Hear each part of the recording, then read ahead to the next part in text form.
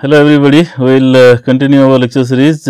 Last lecture we have seen the generic theory of this model predictive static programming MPSP, and we also saw this some of these applications in the reusable launch vehicle and things like that, re-entry guidance of reusable launch vehicle, things like that. Here what we are doing here is actually, as I told in the last class, we will take you through some sort of missile guidance problems, and I will take you through a number of, essentially different class of missile guidance problem. I can see the generality of the and applicability of this particular method that I am talking about actually. All these are practical problems, and these are not just benchmark examples or things like that actually. Okay, so, we will see that one by one. So, outline of this particular lecture is some little bit philosophy of or principle of missile guidance. And then I will talk about optimal missile guidance using MPSP, where ballistic missile guidance as well as tactical missile guidance I will talk with impact angle constraint. And also let me also iterate, repeat here, this what I am talking here is more of theoretical nature. If you want to implement any of these in the real vehicle and all, you have to do many other things, which is obviously not part of this lecture and all that actually. Okay, so don't think that you can just take it and then directly implement in your vehicle and all that. There will be several other other things that you need to verify and verify rigorously rather before implementing anything like this actually. But having said that, you can see the applicability of this particular method in two different class of problems actually under the simplified assumptions that I am talking about there. So, first thing is what is the strategic missile guidance? This is essentially this ballistic missile guidance and all that what you talk about. It essentially is some vehicle takes off, it lifts off, okay, from here, and then after some distance, some height covered really, your dynamic pressure goes down, and that is where your you can think of maneuvering your vehicle rather easily actually. So, then there is something called guidance loop closure. So, from there onwards the vehicle is actually guided. Up to that is some sort of a pre-programmed maneuver. It is not really vertical, but pre-programmed maneuver, little bit turning sort of thing, which will go to in the direction of target, but not really very close to that. But essentially, it will also make sure that the vehicle is safe actually. So, within that is the first part of pitch programming and all that, and after that there is a guidance loop closure, and here onwards the vehicle needs to be turned actually. Okay. So, this is what will happen, the vehicle will keep on turning. Okay. Then there will be some sort of a either a thrust cutoff or there is a burnout thing. Okay. That means, if you go with the solid motor propelled vehicle, then you have to wait until it burns out, or if it is a liquid engine propulsion actually, then you can think of cutting off the thrust anytime you want actually. Okay.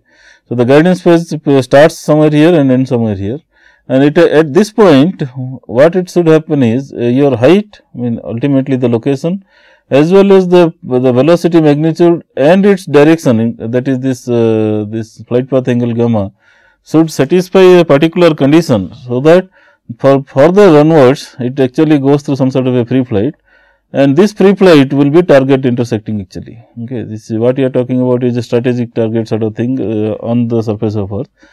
So, essentially it will go to in the free flight mode, and what you are looking for is that particular trajectory which will essentially fall on the desired target actually. That is what your is very fundamental or basic philosophy, things like that actually. Okay. Also, you can somewhat very cleverly you can see that essentially this problem is can be extended to launch vehicle guidance as well, because what you are looking for is you are looking for some sort of a trajectory, okay, some sort of a condition with a lot more velocity, okay, so that it will go and actually it will come like that. Okay, that means your earth curvature is like that, but the trajectory is not intersecting the earth actually. Okay, that means it will go round and round, and then it essentially leads to this satellite orbit sort of thing actually. Okay.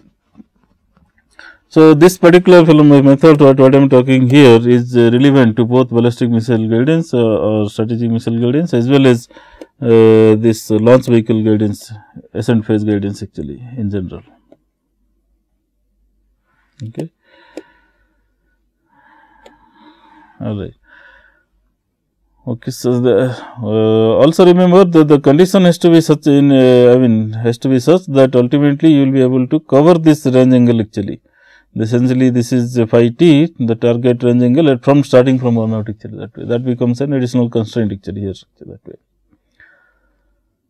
Alright. So, this is what the problem is, philosophy is. Okay. And okay, before I forget, remember all the corrections that needs to be done is here, and this happens to be, even though the picture is amplified a little bit for clarity, this happens to be a very small segment of the trajectory, for about something like 5-10% of the trajectory. So, for rest of the trajectory, for about 85-90% of the trajectory happens to be just free flight actually. Okay. And so, in other words, you are actually trying to kind of throw a bullet out here and throw a stone or bullet, whatever you can think about. So, that the stone, after throwing, you do not have any control, but you have thrown it in such a way that it will go in this free flight and then intersect the target actually. That is the problem here. What about the tactical missile guidance? See, you have got a target which is not stationary, which is kind of intelligent actually. So, target keeps on moving and you are a chasing vehicle. So, we try to kind of chase this vehicle. Okay, okay, let me, this is the missile that we are talking about, the target that we are talking about. Okay. The target has its velocity Vt and missile has its velocity Vm actually. Okay. And there are a couple of terminologies out here. Okay, this line joining the missile and target is essentially something called line of sight. And then from the horizontal reference line, if you draw some angle, I mean this LOS will make some angle, that angle is nothing but LOS angle sort of thing. And then this, okay, that is the LOS angle. And with respect to the LOS angle, the velocity vector of the missile will make some angle theta m actually, and the target will make some angle theta t. Okay. So, remember again that this Vt, the target is going, it is capable of maneuvering and all that actually. So, it can also change its velocity vector direction that way. So, what way you can assure that this Vm is essentially guided towards that, essentially it should go and hit the target that way.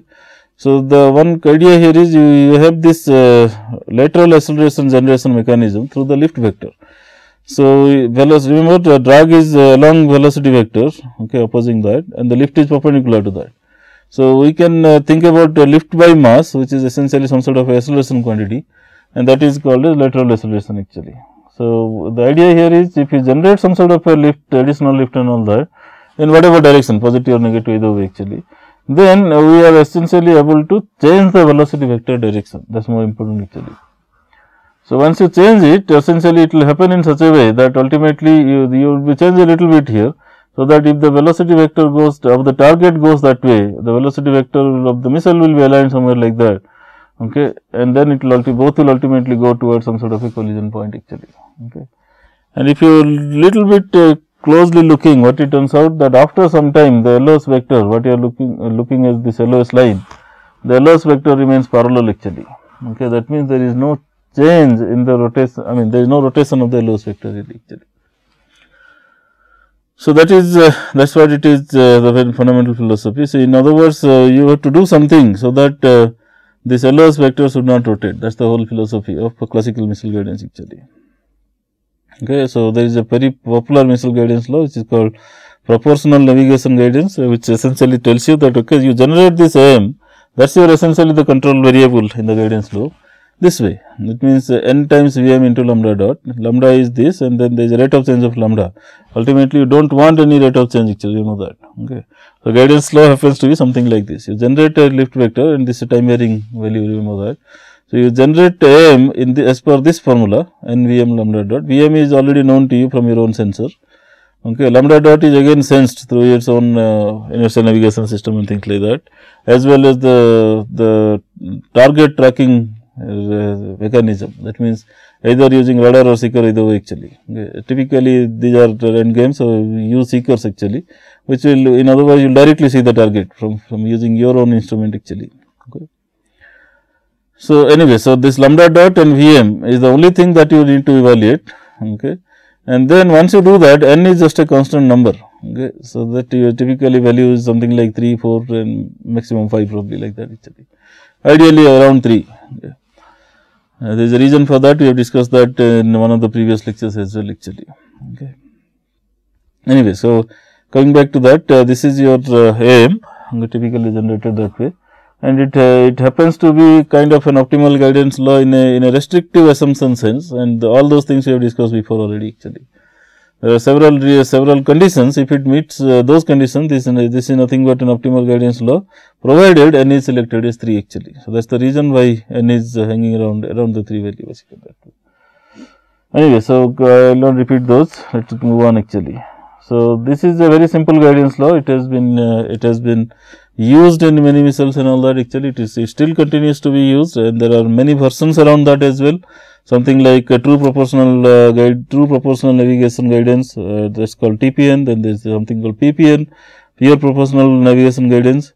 There is something called augmented proportional navigation guidance, and so something called modified PN, and things like that. There are various versions of that actually. But all these can be clubbed into this classical missile guidance ideas actually. Okay, so this is ultimately what it happens in the tactical missile guidance sense. And remember, this picture is in 2D, and ultimately everything in aerospace happens in 3D. So, there are extensions for 3D as well actually. Okay, you have to apply this lift vector in 2 different directions actually, and it is possible because as a missile you can think of generating lift in 2 perpendicular directions, which are both perpendicular to the VM direction. Okay. Perpendicular to VM is a plane, and in that plane you construct these 2 different lines orthogonal to each other, and then try to generate in 2 different directions actually. That is how you take care of these 3D problems actually. Anyways, these are the fundamental philosophy of missile guidance, both strategic as well as tactical actually. And to summarize, many missile guidance laws are actually inspired from observing nature. That is, as I told, the proportional navigation guidance law is based on ensuring this collision triangle. I mean, this is what you saw here is essentially what is called as collision triangle basically. Okay. We have to assure that the collision triangle is satisfied actually. Okay. And there are control theoretic guidance laws also available. That means you pose some sort of a relative kinematics, and all maybe in a little bit point mass dynamic sense and nothing like that, linearized point mass dynamics or something like that. And then there are control theory things available, which essentially tells you that somehow I know that this line of sight rate should be 0. So, what should I do? What feedback clock should I use so that the line of sight rate remains 0 actually. Okay. So, these kind of ideas have been explored, but they typically use this linearized dynamics actually, okay, because using that you can get a closed form solution and then proceed further for analysis and synthesis basically. However, remember neither linearization nor this observing nature is actually a very natural way of doing things, or very rigorous mathematical way of doing things rather. So, what it happens is the system dynamics turns out to be typically nonlinear, and hence nonlinear optimal control theory is somewhat, in my view, a natural tool for obtaining effective missile guidance laws actually. Okay. So, let us see how to do that, but then as I told, if you once you have a nonlinear optimal control formulation, then it typically gets into these computational issues. However, because of the recent developments like that, like MPSP and other things, it is possible to use some of these actually. Okay. By the way, all this MPSP, this I mean adaptive critics, the SNAC, and then this SDRE theta D, and then all this. I will also talk a little bit about model practical. I mean model practical static programming MPSP is what I am talking about, and then pseudospectral method, and also this model predictive control process. All these things are actually developing towards this online application sort of thing actually. Okay. Anyway, so these are the things. So, essentially what I am telling you is this nonlinear optimal control theory is a natural tool to obtain effective missile guidance laws actually. But the problem here is how to address this computational issue, and as we saw in the last lecture, MPSP happens to be one of the candidates which essentially guarantees you computational efficiency as well as guarantees you terminal conditions being met as a hard constraint, which is more important in missile guidance actually.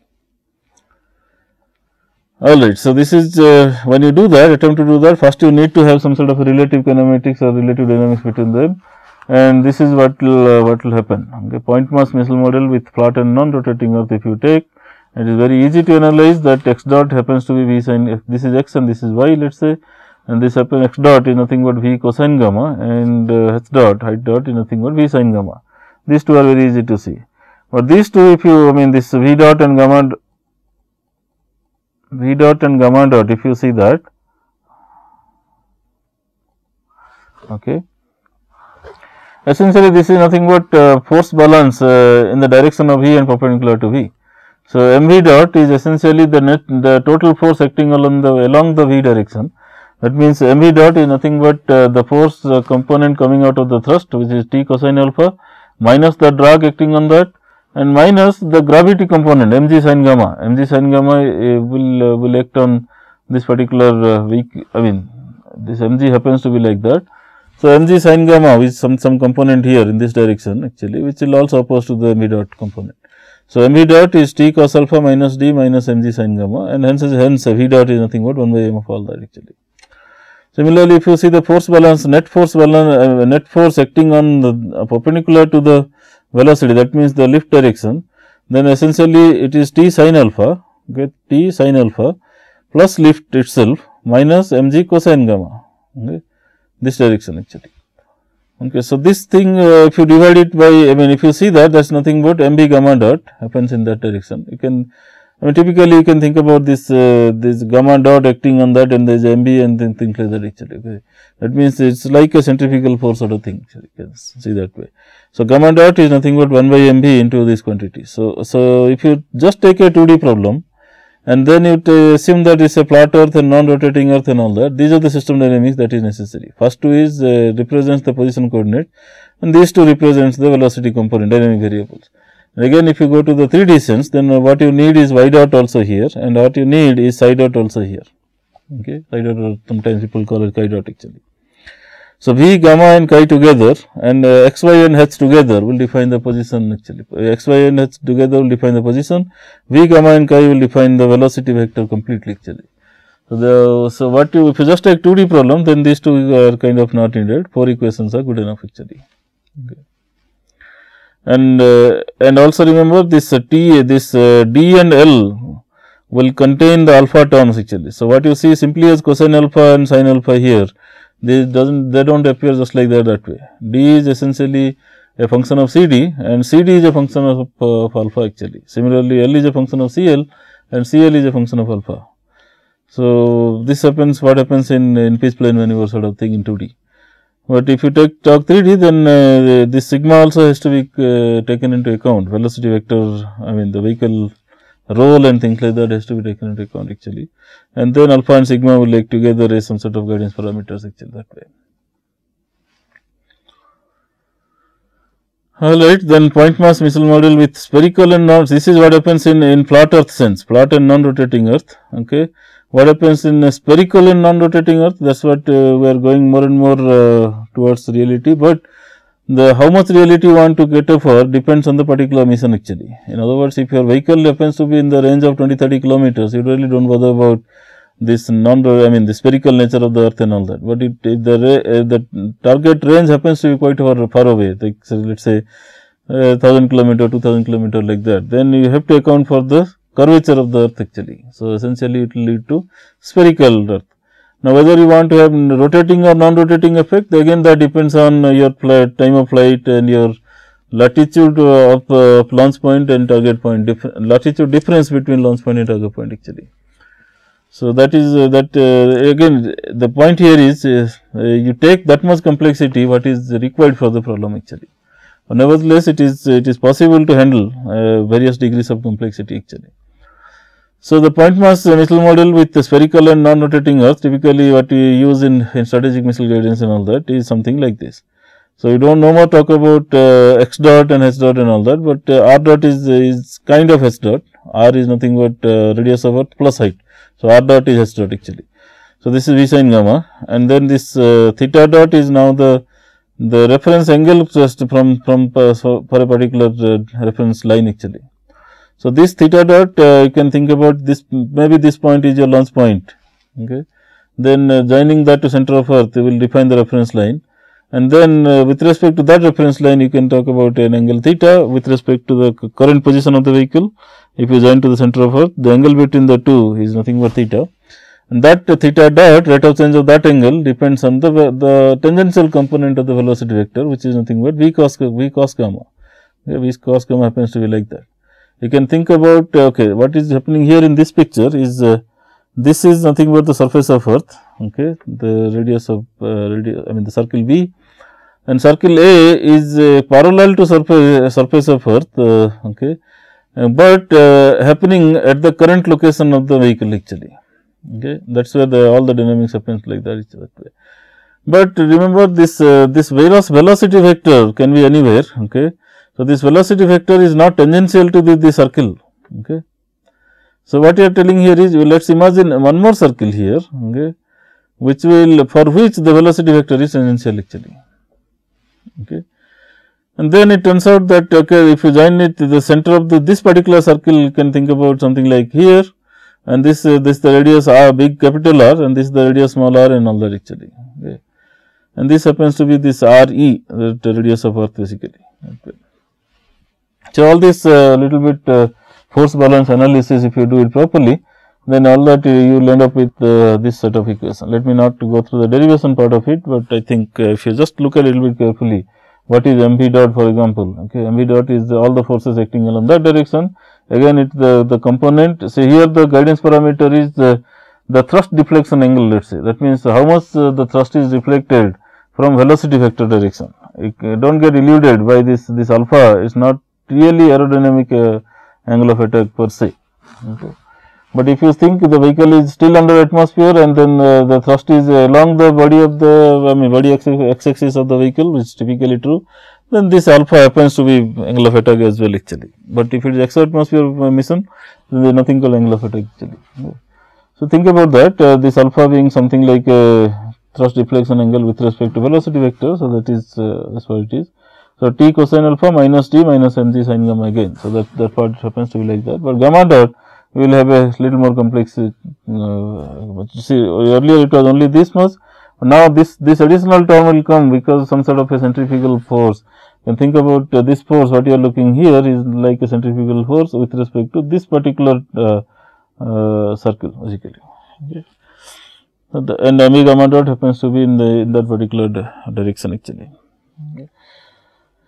More on that, you can see some textbooks on this dynamic equation derivations, all that actually. Okay. Now, coming to the first problem, we will talk about ballistic missile guidance with solid motor especially. Ballistic missile, when I talk, is that these are strategic vehicles and all. And again I emphasize here, these are all theoretical studies. I mean, the lot of things are actually now nowhere close to practical things, but essentially we have taken as much realistic things as possible to experiment in an academic environment. So, that the conceptual things can be kind of verified actually. What you are aiming here is verification of the technique rather than going for a particular mission and trying to kind of mechanize everything around that actually, okay.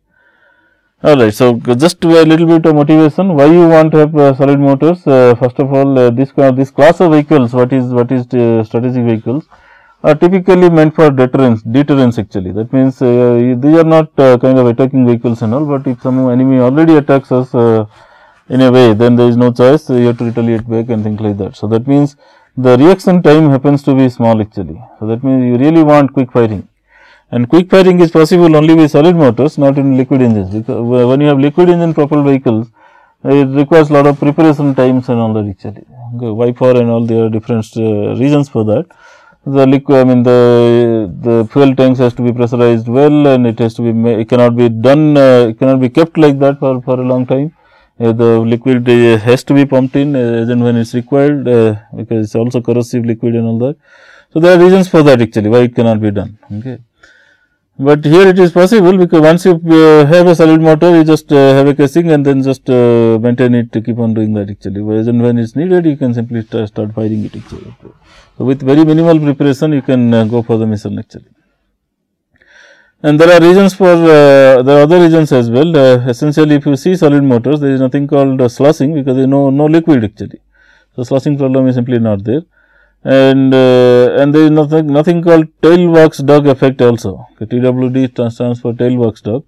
Typically dog wags tail, but there is a concept in aerospace which talks about tail wags dog actually. That means, if you talk about liquid engines, there is a kind of engine swiveling concept actually. That means, the entire engine is kind of swiveled using these motors and all. And this is also a dynamic correction. It is just not one side correction and stop actually. It keep on changing left and right like that way. So, when the frequency of this oscillation happens to be close to the natural frequency of the vehicle goes through this violent oscillation and all. Essentially, there is a mission failure actually. So, those things are not here in solid motors, because essentially there is no engine. So, in the engine swiveling mechanism is not there actually. So, what is there is essentially this nozzle deflection ideas and all. So, for that you do not require that kind of heavy moments and all that. So, it is typically not there actually. Okay. The cost part I will not I will not like to go into that, but typically it turns out that essentially solid motor vehicles happens to be slightly cheaper actually. Okay. What is the advantage? So, what are the penalties actually? Okay. So, penalty is there is absolutely no thrust cutoff facility. When there are limited attempts people have done and all that, that is a different story. They have some plugs and they take out, the chamber pressure drops and then the fire gets extinguished. But we do not want to talk about that. In general, what happens is there is no thrust cutoff facility. Once you fire, it has to exhaust its energy, whatever is there, and then it has to do the mission actually. So, you do not have this luxury of cutting off the thrust as and when you wish actually. Okay. Then there is this issue of burnout time being uncertain, and there is an issue of non-manipulative thrust time curve also. If the thrust time magnitude cannot be increased or decreased. So, on the other hand, liquid engine is like some sort of a car engine actually. If you want more power or more thrust, you burn more actually. That kind of thing can be done here. But here it cannot be. Whatever is stipulated or whatever is pre-selected thrust time curve, around that it will operate. And also remember, thrust time curve, whatever is specified, then it is not going to happen exactly like that. There will be variations around that actually. And part of that will be kind of known variation, and part of that is uncertain. They are typically not known actually that way.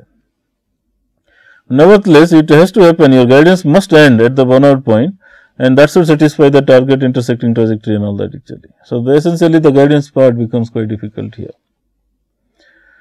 Now, system dynamics, these are the variables what you are looking here, and then alpha I redefine as something like a shear angle guidance, guidance parameter delta sort of thing, and using that this system dynamics is rewritten something like this, neglecting the earth rotation actually. Earth curvature is taken into account, but earth rotation is not actually. Okay. So, these are the system dynamics. Okay. Then there is some concept, this going back to the same picture. The beauty part is this pre-flight equation is kind of known if you take about a non-rotating spherical earth. Okay. And this part of the trajectory is actually given by this sort of equation. This is all derived in 1950s and all that actually. Yeah. This is the equation which will govern this part of the trajectory. Now, what happens is, okay, this is the current, this is the any point of time, this is r, and this is my angle theta basically, what you see here. So, if I really think about my this target hitting sort of ideas, target intercepting sort of ideas, there is some this equation. From this equation, you can derive the so called this heat equation and all that. What it turns out is you just substitute r as RT, okay, and then substitute this theta as something like phi BO actually. Okay, phi BO is nothing but this phi t minus phi 0 sort of thing. Okay. This phi burnout, okay, this angle what you are looking for actually. Okay, I'm sorry, this angle what you are looking for. This angle is nothing but phi 0 minus phi t. So, this angle has to be satisfied here basically. Okay. Anyway, so this is the part what you are looking for. More on that you can see Jarkon's book and all that actually. There is a very neat book, a very popular book actually all over the world, which is fundamentals of tactical and strategic missile guidance and all actually. So, if you take that, you will see some of the details of this pre-flight equation, heat equation, all that. There are papers by Eddie Whelan and all a long time, as I told, around 1950s and all, which is where these equations are derived first. Anyway, we will go back to our system dynamics, and then this is our objective. So, this will essentially give us this output that we require. At when the vehicle goes here, my output, which is my location variable, let us say, has to satisfy this equation actually. That is all I will say. So, we talk about this gives us the system dynamics, and then this gives this heat equation gives us this output equation actually. Okay. So, once you have a system discretized system dynamics and there is a discretized output equation, we are ready to apply MPSP actually in a way. We have done that, and then these are some of the other things that is coming into picture. Okay. The discretization of the state equation for control computation, we used the Euler method. Okay. However, for the state prediction part of it, we have used RK4 method actually. Okay. Remember, you have to predict, there is a prediction correction sort of mechanism. You have to see the previous control history, predict where you are going, see the error and then correct the control history actually. So, the prediction part you use RK4 and the correction part you have to operate with some math algebra and all. So, there you have used this Euler method and all that actually. So, the algebra becomes simpler actually. Okay, so then the step size we taken 100 milliseconds, typically this around that figure actually in reality. And then guidance loop closure happens after 1 second of burnout time actually. Okay. And remember, we need a bunch of derivatives, they were all computed symbolically, and iteration folding has also been implemented, but without that also results are alright actually. So, these are some of the results. So, you can see that various range actually. Okay. For various ranges, if you even start with same initial condition, the algorithm takes care and ultimately gives you this control history. It adjusts the control history in such a way that no matter where you want the target, suppose you want this 3500, 4000, 4500, wherever you want, okay, starting from the same initial condition, the control history is all happening here in this segment only. Okay. After that, this part is a free flight trajectory sort of thing. Okay. So, the point here is it is working and working very well rather actually. And these are the corresponding thrust time curve that is also there. But also remember, this is let us say, suppose the middle part is what was prescribed to us. However, in reality it can happen both downwards with larger burning time or upwards with smaller burning time actually. Okay, for these things we can actually, there is a need for online thrust readjustment depending on the motor performance actually. Okay.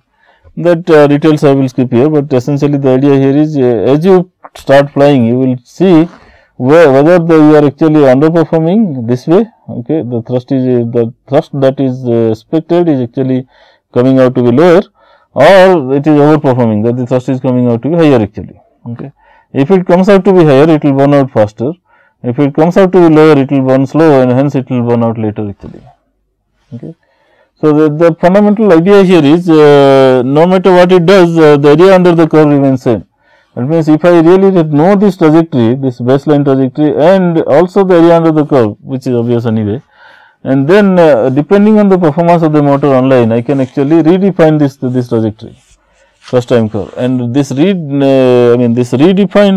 thrust time has to be used for computing your guidance command, and hence you really what you need is an online algorithm where you can implement this actually. Okay. So, this is what it is, and also just a small comment, the realistic solid motors and all will behave in a very different shape. They call something called M curve and all that, but here the experiments are not done with respect to those. These are the thrust time curves generated artificially from some sort of a vehicle sizing study and things like that, from very first fundamental principle using the textbook analysis sort of thing actually. Okay. So, like that way. Anyway, the point here is not only it meets various target conditions, but it also meets the same target with whether the vehicle is underperforming or vehicle motor is underperforming or overperforming. If you start with the same initial condition, aim for the same target, but whether the motor is not performing as per the predicted nominal condition, but either it over predicts or under predicts, then the thrust time curve is readjusted online, and hence wherever you start readjusting, there will be a different trajectory actually, okay, from there. And then the point here is the online algorithm happens to work invariably actually. Then how about computational time? That is what we have been claimed, that this method is computationally quite efficient and all. So, obviously, there is a necessity of computational time as well, but this is typically done in a different platform. There are real time computers available, and then algorithms needs to be coded, and it has to be evaluated properly, and it has to be further evaluated in this online this onboard computer platform and all that. We have not done anything of that. We have simply taken the same PC that we have used and tried to kind of evaluate how much time it takes actually. Okay, and this is evaluated in the Pentium 4, slightly older version of the computer with 512 MB RAM, and programming happens to be the MATLAB 7 platform. The first control update, which is the longest one, it talks about it takes about 1.75 seconds actually. So, typically a code written in a low level language will require much lesser computational time, and if your code is optimized also and it runs only that thing, nothing else, then obviously the real time issues can be evaluated properly. But however, you can think that okay, it can operate safely about 1:100 ratio sort of thing actually. Okay, or maybe sometimes people tell it is 1:200 ratio rather actually. Remember, MATLAB is a line interpreter. This is compared to that, the code will actually generate a compiled code and then try to run fast actually that way. Okay. So, the point here is this 1.7 seconds, remember this is not minutes or hours, it's seconds actually. So, within 2 seconds you are able to get a control history update actually, okay, in MATLAB platform, okay, and then where the background processes are also running actually. Okay. So, in that sense I think people do agree that it in an online implementation it is possible to do actually. Now, what about this performance, the cost function performance with respect to, so let us say something like a true optimal control formulation, because MPSP is ideally speaking cannot be called an optimal method, but rather some people try to kind of emphasize that it has to be called a suboptimal approach actually. There are reasons for that again, and one of that happens to be because we are stopping because we are actually bothered about output convergence. We are not waiting until cost function converges and all that actually. But how about looking at this actually? Suppose the output has converged, then where does the cost function lead to? It may be a slightly different control history per se. Okay. However, the cost function sense is essentially leads to almost the same value. Okay. Because there is some energy loss here, I mean area loss here, area gain here, and things like that way. Okay. Or probably you can think about this is the NLP solution, the blue one is the benchmark one, let us say. This is solved from direct transcription, which this is using NLP approach and all, which I will discuss in some of the lectures later basically. Essentially, it actually tries to solve the full optimal control problem as it is actually that way. So, compared to that, this particular method that you are talking about, well, this has to be, it is not MPC, it has to be MPSP basically. Okay. So, this part is MPSP and this part is NLP, which is transcription method sort of thing actually. Alright, so this is the closeness that you are looking at. Okay. So, what message is the MPSP actually leads to very close to optimal control solution actually. Then there are issues, the problem does not stop there. There are issues like, okay, you have assumed that the thrust time curve, the area of the thrust time curve remains constant, but it so happens that it need not be accurately known basically. That means, there may be uncertainty on that value itself basically. So, whatever scaling you are doing or even the nominal profile that you are using is actually incorrect, because the energy content may be different actually. Okay, so, in that sense, you actually extended the work a little bit further. I am not going to talk you too much on that, because that is out of this optimal control domain sort of thing. But the whole idea is we first assume that up to 90% it is actually 90% of the predicted energy is actually available without fail. Okay, so, up to that we will design an MPSP guidance, and then for the remaining part we will switch over to this dynamic inversion based guidance, details of which you can find it in our references and all that, which will actually ensure, see this MPSP guidance will ensure that the error goes to 0. But what is more important is error should stay at 0 also basically. Okay. So, essentially the whole problem here boils down to, because the error function can cut the point several things actually. So, this is error and this is 0 value. So, there are several places it can cut. Now, if it is a liquid engine, you can stop anywhere and the job is done. But if it is solid engine, it has to cut where the burnout point actually, it has to cut at TBO only, that is the major restriction. What happening in addition to that, what happens here is what you are talking here is error value should wherever this is positive or negative either way, wherever it starts it should go to 0, but going to 0 is not sufficient, it has to stay at 0 at a finite segment actually. Okay. Now, if it stays at 0, then anytime the thrust burnout happens in this segment, okay, what you are looking for, okay, in this segment happens to be energy insensitive. That means the error is still 0 anyway basically. Okay.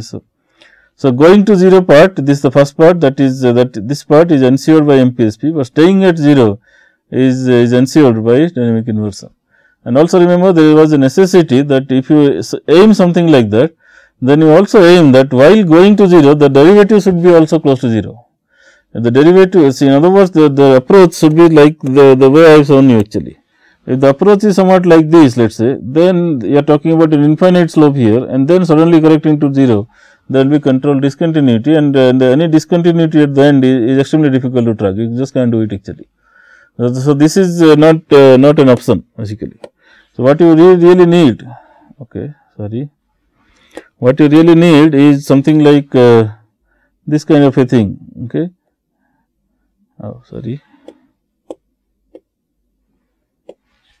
where the error should not only go to 0, but it should stay at 0.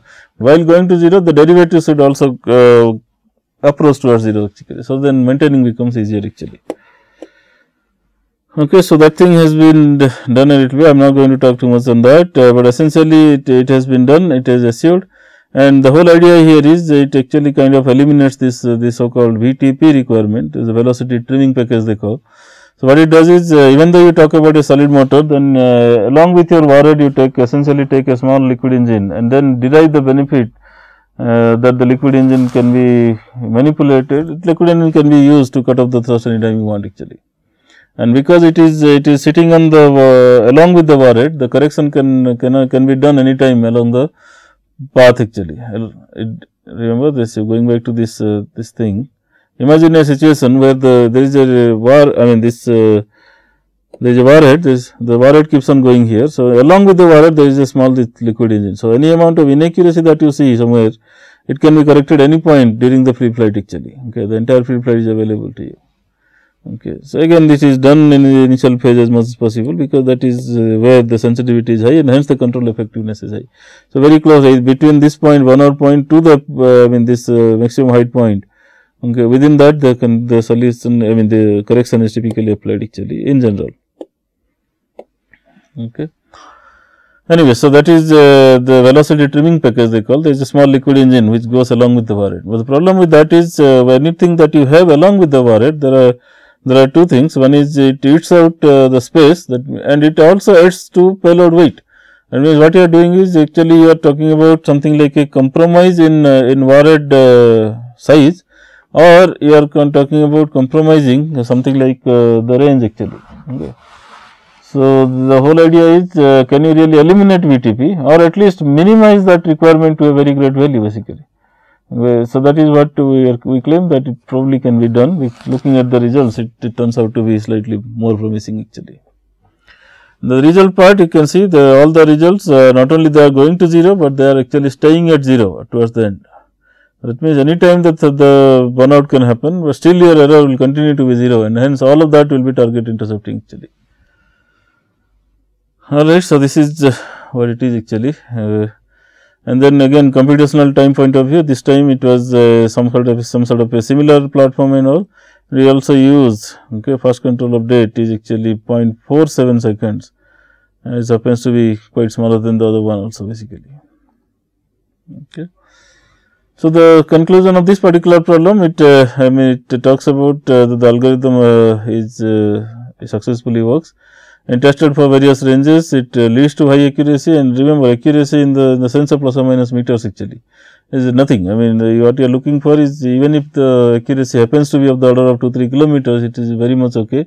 But what you are talking here is strategic warhead sort of thing, which is the wide area kind of destruction basically. So, having plus or minus 1 meter is extremely good actually. It's the hard constraint. This happens because the final constraint is put as a hard constraint actually. Also observe that it is computationally quite efficient, and hence it is a possibility of implementing it online in future actually. Also, we have done comparison studies with NLP solution which actually slows some sort of very close match actually. So, this is about the ballistic missile problem. Then there are energy insensitivity of guidance design extension of that using this dynamic inversion along with MPSP. Essentially meets the specification, it takes about some sort of robust guidance algorithm. So, it's essentially it makes it kind of energy insensitive in a limited sense actually, at least. Alright, what next? So, I told it does not necessarily act on only a strategic thing, the conventional guidance also it works. So, let us quickly go through that kind of idea. So, here I am talking about some missile guidance problem with impact angle constraint as well. So, what you mean is not only you have to hit the target, a conventional target of course with very good accuracy, but at the time of hitting the target, it also there should be some angle constraint for the velocity vector, and there are reasons for that also, which I will summarize here. So, why angle constraint? The very first thing that you can see is enhancement of warhead lethality. It means there are certain targets for which there are vulnerable parts, either front or top and things like that. So, if you talk about that kind of target, then your enhancement of the warhead lethality happens only when you attack from the front actually, okay, or attack from the top like that actually. Okay. So, that is one reason why you want to put angle constraint guidance. Okay. And there are some certain things like well, I will retrace a little bit here. There is something called enhancement of warhead lethality. In other words, if you approach the target in a particular direction, at least in the velocity vector sense and all, okay, the essentially the if once you explode your own warhead, then the damage on the target will be more actually. Okay. So, for example, there is front attack and all that. The target is coming there. Okay. Target is coming something like that. If you go in a front attack mode and then explode it, there is a very large chance that you will capture the target actually. Okay. But if you go some other direction, then suppose you attack it, some from this direction, let us say, with other mission objectives, but it will explode this way. But by the time the fragments cross this, the target should be somewhere here. If it is here or here, it has already crossed or is about to cross before crossing, then it is virtually useless actually. So that is what the warhead lethality is all about actually. Okay. Okay. Okay. Now, coming to that, there are certain vulnerable parts, or you want to attack the weak location of the target. For example, top attacks for tanks. So, the tank there is a main hole for so that the driver can enter the tank, and hence there are some weak parts in the tank. It is not actually armored heavily from the top, whereas it is armored heavily with the thick metal sheets and all that from the side and all that actually. So, if you really want to attack a tank, then better do that in a stop attack sense actually. Okay.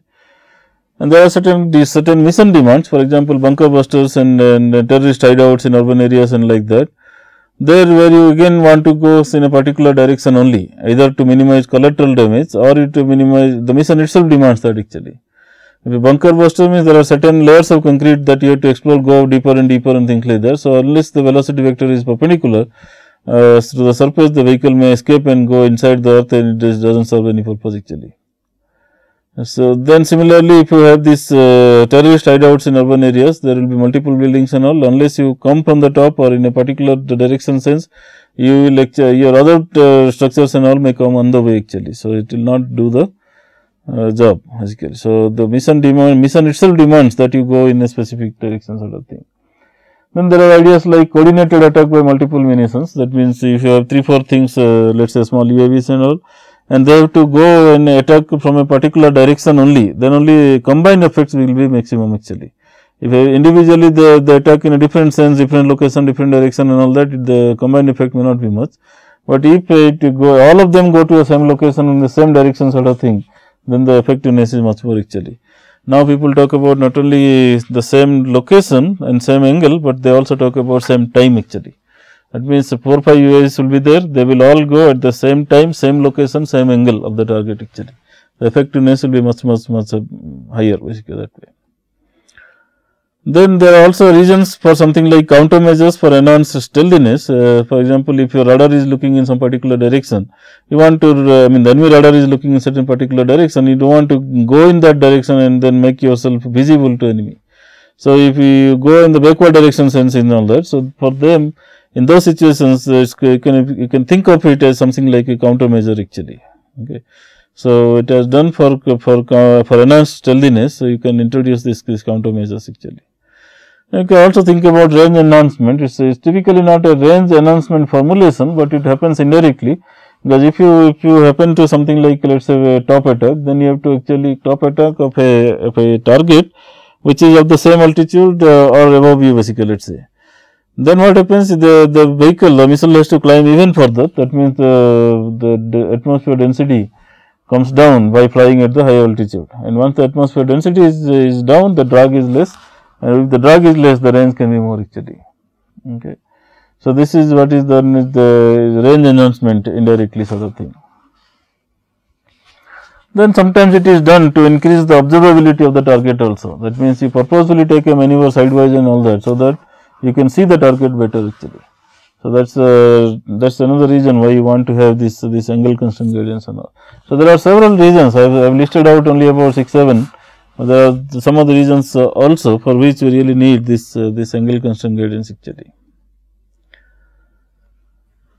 Now, existing methods of 3D gradients. Okay, this particular thing we are interested in talking about gradients in 3D sense, and then angle constraint will happen in 2 angle sense actually.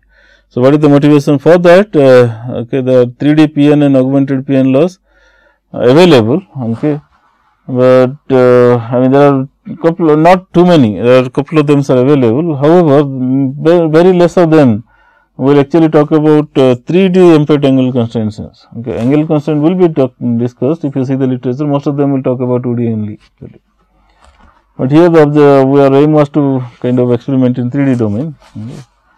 And then existing solutions which are already there, okay, they are either non-optimal or based on kinematic only. Now, we want to extend it further, we want to talk about the full nonlinear dynamic point mass equations actually, and then using those equations you want to design gradients laws actually. Okay. And okay, so the challenges, first thing is the strong nonlinear coupling between the elevation angle and azimuth angle basically. That should be accounted for. What you really need is 0 or near 0 misdistances. Remember, unless there is a 0 misdistance sort of thing, most of the angle constraints are meaningless actually. In other words, if you only when you hit the target, then only angle becomes much more important actually. Yeah. Otherwise, it is there, but it is not that much important actually in a way. Yeah. Alright, so as I told, 2 angle constraints at the same time has to be ensured, that is called 3D angle constraint. And then lattice demand has to be minimum on the way also. Lateral acceleration demand has to be as minimum as possible on the way actually. So, what is the problem objective now? The problem objective is to design a 3D optimal gradients law for maneuvering, moving or stationary targets on the ground with thrust port, with autopilot delay or without thrust ports. Either you can simply release a vehicle from the aircraft and it will go there. It can also have its own thrust ports, I mean depending on the mission of course actually.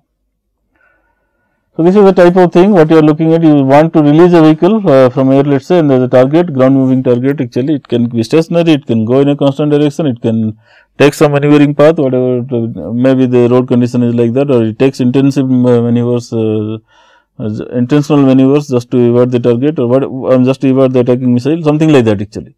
So, it can be either stationary or moving in a constant direction or moving in some sort of a time varying acceleration actually.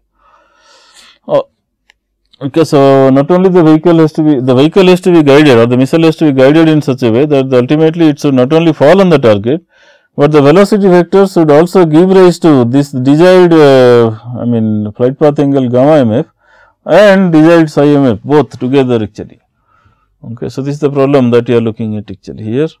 The dynamics missile model and target model are typically done that way. Remember, even though instruments are available for extracting target information, it cannot be full information per se. So, typically target models are done in kinematic sense. Wherever the missile model, you have it is a sensor system, and not only that, the sensors information can be extracted for the autopilot actually.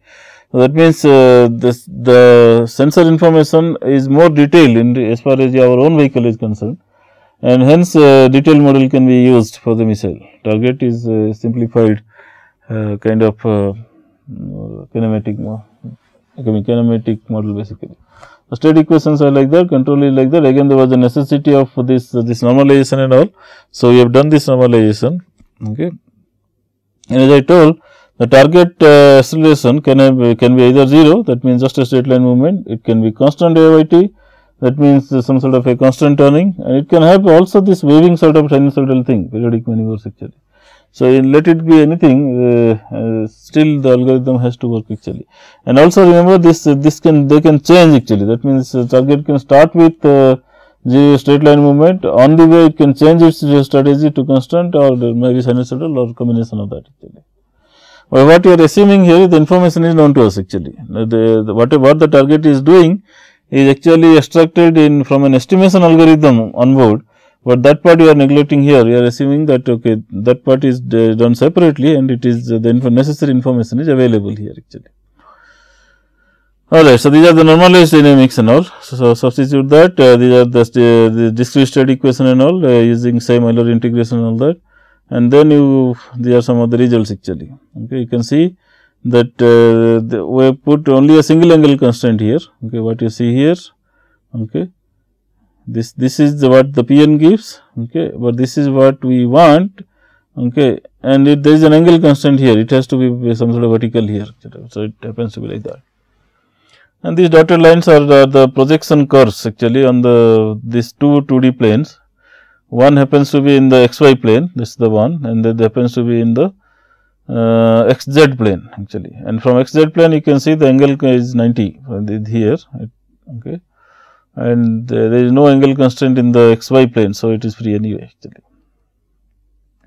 You can also see there are the comparison with respect to this lateral oscillation studies and all that. So, see this is 1 and 3rd happens to be the same AZ, one coming from MPSP, other coming from PN, and then 2 and 4 are also similar.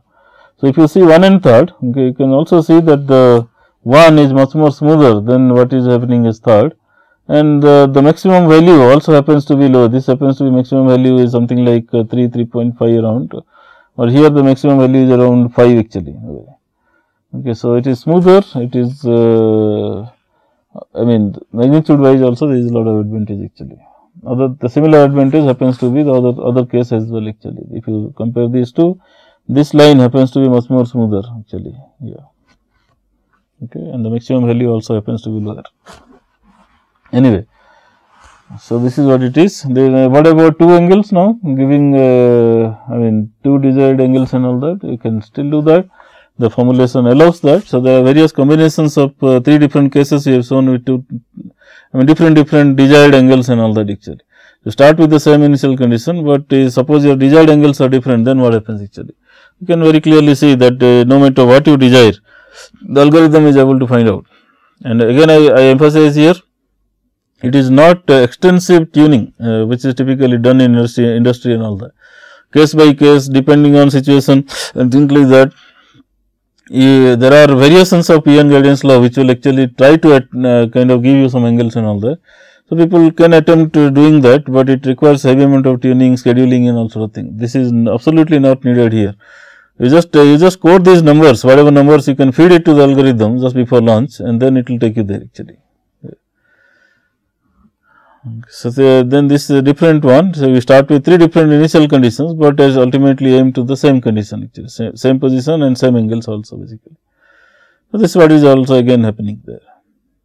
Okay, the lateral oscillation advantages as well actually. Another plot, there is something called zero effort miss. I mean the details you can see in a missile guidance book. And the zero effort is okay, from wherever I am, from there onwards, if I go with zero effort, that means lift is 0 actually from there onwards, then what happens actually? And you can see that the solid line happens to be MPSP, which is much more less oscillatory, okay, much more smoother and less oscillatory, and hence there are a lot of additional advantages as well actually. Coming to another class of problem, this is a different class of problem. This incoming things is actually a ballistic missile.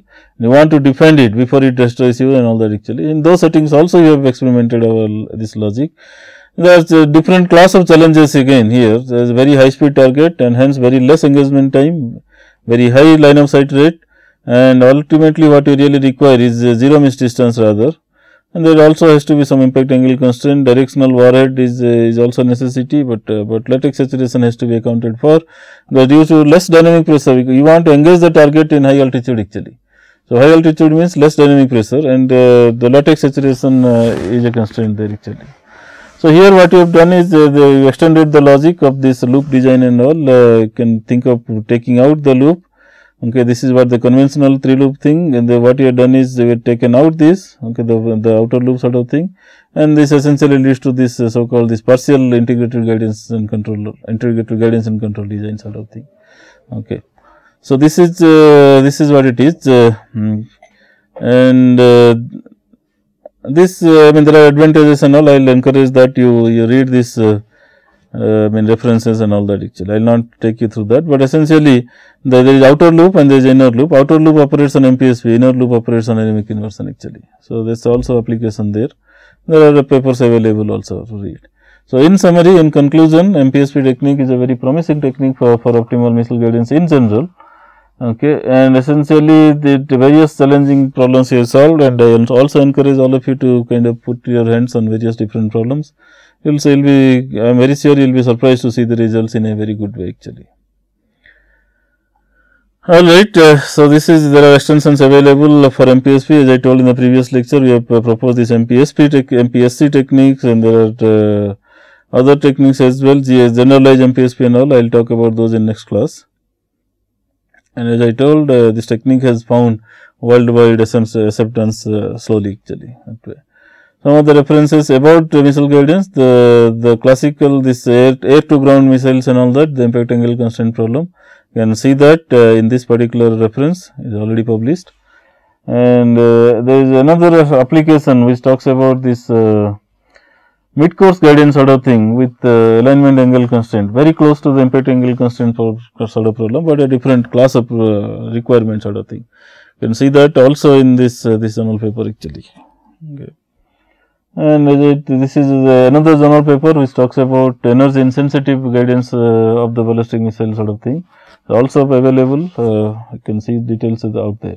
And this is the first paper which from which I have discussed the previous lecture as well, which talks about this the very basic paper which talks about the very first idea actually available here.